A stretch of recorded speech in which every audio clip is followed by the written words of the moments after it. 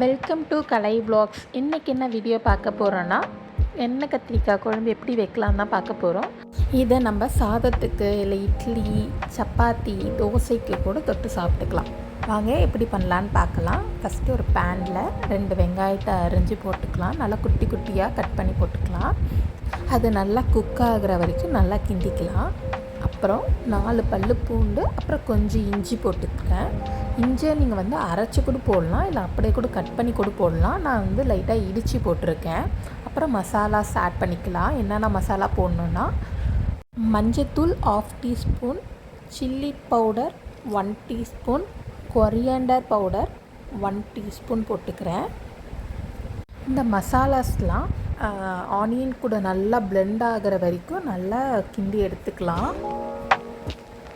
தென் இதில் ஒரு tomato add பண்ணிக்கலாம், ஒரு தக்காளி ஆட் பண்ணிக்கலாம்.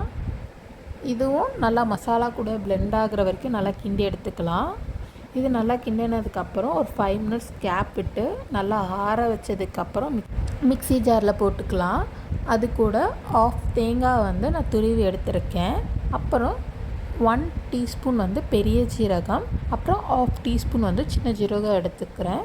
இது எல்லாமே மிக்ஸி ஜாரில் போட்டு கொஞ்சமாக தண்ணி விட்டு நல்லா அரைச்சி எடுத்துக்கலாம், மைய அரைச்சி எடுத்துக்கலாம். இப்போது எண்ணெய் கத்திரிக்காய் ரெடி பண்ணிக்கலாம். இதுக்கு ஃபஸ்ட்டு பேனில் ஆயில் ஊற்றிட்டு எத்தனை கத்திரிக்காய் போடணுமோ அத்தனை கத்திரிக்காய் போட்டுக்கலாம். கத்திரிக்காய் பெருசுன்னா அடியில் 4 துண்டாக போட்டுக்கலாம். ஃபுல்லாக கட் பண்ணணும் அவசியம் இல்லை, உங்களுக்கு எப்படி வேணுமோ அப்படி கட் பண்ணிக்கோங்க. அதை நல்லா லோ ஃப்ளேமில் வச்சு நல்லா குக் ஆகிற வரைக்கும் குக் பண்ணி எடுத்துக்கலாம். அப்புறம் இப்போ குழம்புக்கு ரெடி பண்ணிக்கலாம். அதே பேனில் அதே ஆயில் கொஞ்சம் இருக்கும், அந்த ஆயிலில் கொஞ்சமாக கடுகும் வெந்தயமும் போட்டுக்கலாம். அப்புறம் 2 காஞ்ச மிளகா, அப்புறம் கொஞ்சமாக கருவேப்பிலை போட்டு நல்லா குக் ஆகிற வரைக்கும் நல்லா கிண்டிக்கலாம். அது கலர் சேஞ்ச் ஆனதுக்கப்புறம் நம்ம அரைச்சி வச்சுருக்க மசாலாவை எடுத்து போட்டுக்கலாம். அது நல்லா ஒரு கிண்டிட்டு நம்ம மூடி வச்சுக்கலாம். ஒரு 5 மினிட்ஸ் கேப் விட்டு திறந்து பார்த்தோன்னா நல்லா குக்காக இருக்கும். அதில் நம்ம கரைச்சி வச்சுருக்க புளி தண்ணி எடுத்து ஊற்றிக்கலாம். நான் ஒரு லெமன் சைஸ் இருக்க புளி எடுத்து நல்லா கரைச்சி வச்சுருக்கேன், அதை எடுத்து ஊற்றிக்கிறேன். இதையும் நல்லா கிண்டிக்கிட்டு அப்புறம் எந்த அளவுக்கு குழம்பு வேணுமோ அந்த அளவுக்கு தண்ணி ஊற்றிக்கலாம். எனக்கு கொஞ்சமாக போதும், நல்லா திக்காக வேணும் குழம்பு, ஸோ அதனால் நான் கொஞ்சம் தண்ணி மட்டும் ஊற்றிக்கிறேன். உங்களுக்கு எந்த அளவுக்கு குழம்பு வேணுமோ அந்த அளவுக்கு தண்ணி ஊற்றிக்கோங்க. அப்புறம் தேவையான அளவு உப்பு போட்டுக்கோங்க. ஏன்னா நம்ம கத்திரிக்காய்க்கு உப்பு போடலை, மசாலாஸ்க்கு எதுக்குமே உப்பு போட்டுக்கல. ஸோ இதுக்கு நம்ம குழம்புக்கு எந்த அளவுக்கு தேவையோ அந்த அளவுக்கு உப்பு போட்டுக்கலாம். அப்புறம் நம்ம குக் பண்ணி வச்சுருக்க கத்திரிக்காவை எடுத்து குழம்புல போட்டு நல்லா கிண்டிக்கலாம். லைக் கத்திரிக்காய் உடையாத மாதிரி கிண்டணும்.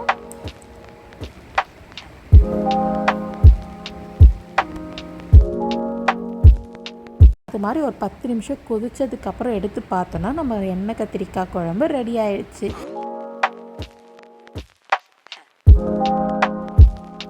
இந்த வீடியோ உங்களுக்கு பிடிச்சிருந்தா மறக்காமல் நம்ம கலை vlogs சேனலை சப்ஸ்கிரைப் பண்ணிவிட்டு இந்த வீடியோவை லைக் பண்ணிவிட்டு இந்த வீடியோ யாருக்கு யூஸ்ஃபுல்லாக இருக்குமோ அவங்களுக்கு ஷேர் பண்ணிவிட்டு போங்க.